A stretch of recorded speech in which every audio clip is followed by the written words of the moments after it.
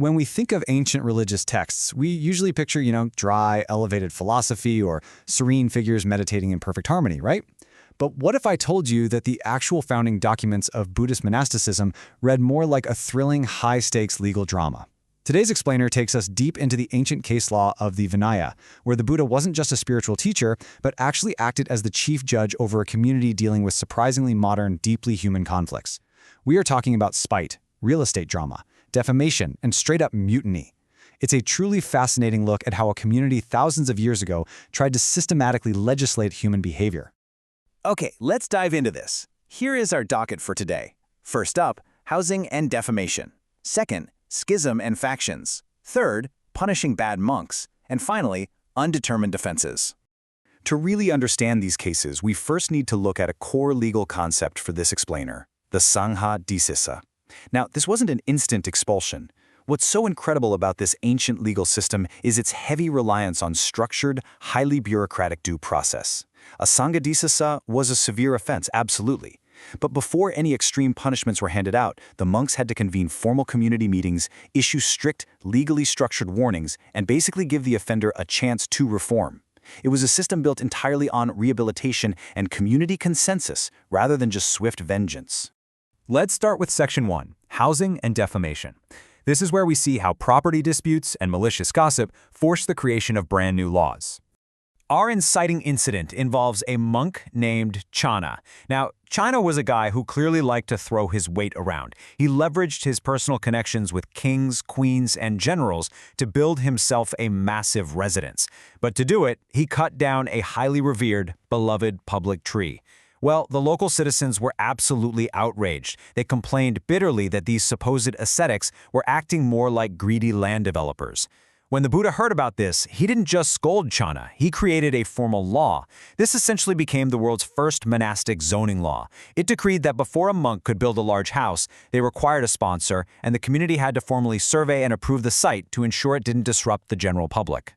But hey, property wasn't the only source of drama here. Let's look at a monk named Metteyya Bhumajaka. He was assigned his meals by a highly respected pure monk named Daba. Well, Metteyya received a poor-quality course meal a couple of times in a row. And get this, he was so incredibly angry about receiving bad food that he decided to completely ruin Daba's life. He coerced his own sister, who was a nun, into going before the Buddha to falsely accuse Daba of severe sexual misconduct. That was the highest crime possible, completely designed to get Daba instantly expelled, all over a bad meal. Ultimately, the sister confessed, and Metteyya's massive frame-up was exposed. And this brilliantly illustrates the Buddha's response, captured in this really striking quote. When a person is born into the world, an axe is born in their mouth. With this, they cut themselves down by speaking evil words. The ancient court understood perfectly the destructive, self-inflicted, and community-shattering power of false accusations. As a direct result of this horrific defamation case, a strict new law was established. The legal code now dictated that you could not bring forth an accusation unless you had rock-solid grounds. The court categorized baseless claims into three routes, basically twisting facts based merely on what was vaguely seen, what was heard through gossip, or what was merely suspected. If you weaponized a tiny, unrelated fragment of truth to formally accuse someone without actual evidence across any of these three categories, well, you were committing a severe, punishable offense yourself. Moving on to Section 2, Schism and Factions. Let's see how the drama escalates from personal grudges to high treason and mutiny within the ranks. Consider the strategy used by Devadatta. He was a highly ambitious monk who actually wanted to orchestrate a coup and take over the Buddhist following. Devadatta knew he couldn't win by being more relaxed, so he tried to out-holy the Buddha. He proposed 5 extreme ascetic rules: wearing only garbage rags, never accepting invitations to eat inside, eating only once a day, never sleeping under a roof, and strict vegetarianism.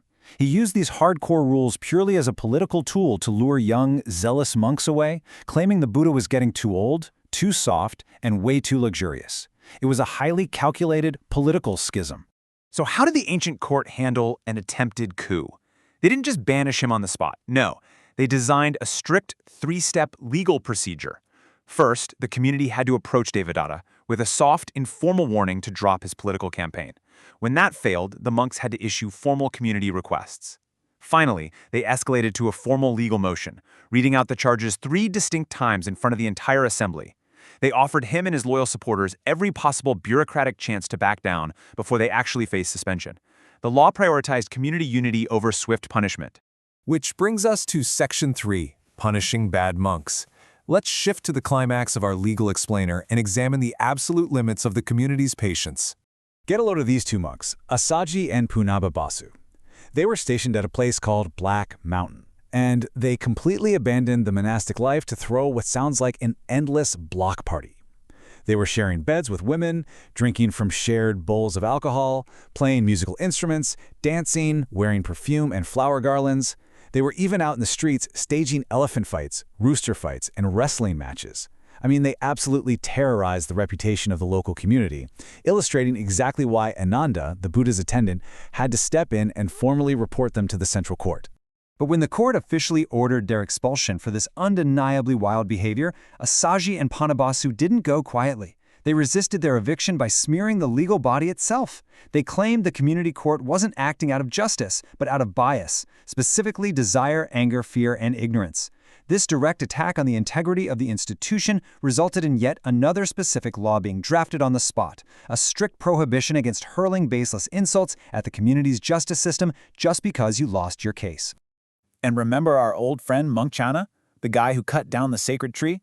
Well, he makes another appearance in the court records. When he committed a minor offense and the other monks tried to legally correct him, Channa basically threw a tantrum. He deployed what we can call the noble son defense. He essentially told them, "Look, I am a man of high status, you are all from mixed, lower-class backgrounds. Don't tell me what is good or bad." His sheer obstinance forced the creation of a brand new enforceable law strictly prohibiting pure stubbornness and the refusal to accept lawful feedback from peers. Simply put, no one was above the law. Finally, let's transition to Section 4, Undetermined Offenses. This reveals how observant laywomen from the general public played a crucial role in shaping the final layers of these codes. Up until now, the monks have basically been policing themselves. But this brings us to the Aniyata laws, or undetermined offenses. These were legal investigations triggered not by other monks, but by highly trusted, observant lay women, like a famous female patron named Visakha. She noticed monks inappropriately fraternizing in private with women and reported it. Because the public didn't know exactly what crime was committed, only that it looked highly suspicious, the court created the Aniyata category. This required the monks to conduct a formal investigation to determine the exact severity of the crime based entirely on a layperson's tip. So the absolutely crucial point here is how they categorized the scene of the potential crime. The law drew a very sharp line between a screened place and an open place. If a trusted laywoman saw a monk alone with a woman behind a wall or barrier, a screened place, the monk could be charged with the absolute highest crimes because severe physical misconduct was physically possible there. But if they were seen in an open place, a public area without barriers where major crimes were impossible, the monk could still be charged with a lesser offense. You see, the ancient legal code had to regulate not just actual committed crimes, but the mere public appearance of impropriety to maintain the community's trust. As we bring this explainer to a close, looking back at this rich history, it's clear that the Vinaya is far, far more than a dry list of religious restrictions. It's a brilliant, bureaucratic necessity. It was drafted in real time, case by case, to manage the exact same human flaws, the greed, stubbornness, petty revenge, and ambition that we see in literally every society, ancient or modern. It is a mirror reflecting the timeless, messy reality of human nature and a true testament to how deeply we crave structured fairness. I'll leave you with this final thought to ponder. If an ancient code managed spite, drama, and mutiny so systematically over 2,000 years ago, what does that teach us about the unchangeable nature of human conflict today? Think about our modern laws, our corporate HR policies, our social media guidelines.